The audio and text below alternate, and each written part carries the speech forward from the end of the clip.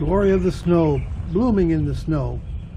These flowers are known for their ability to bloom very early in the spring while the snow is still on the ground.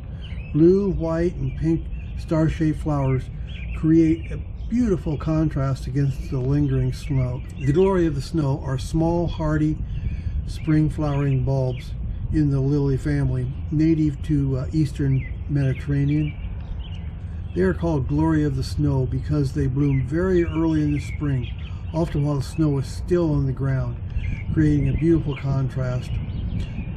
They are low-growing plants, typically reaching only 3 to 6 inches in height. Each bulb produces a few narrow strap-like leaves.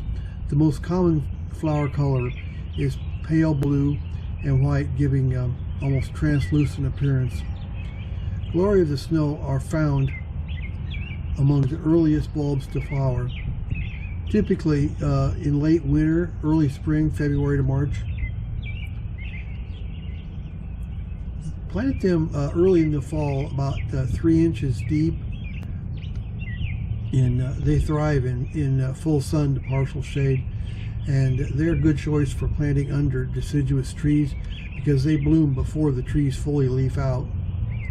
They like well-drained soil.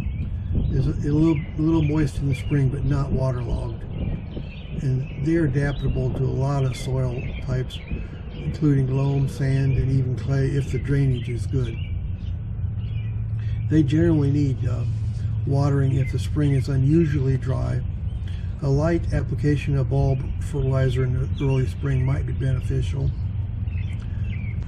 Glory of the snow is an excellent naturalizer, and that means that they spread and form drifts through the bulbs, self-seeding.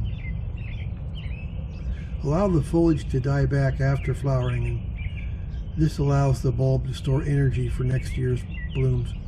And avoid mowing until the bulbs are completely, till the foliage is completely yellowed and gone away.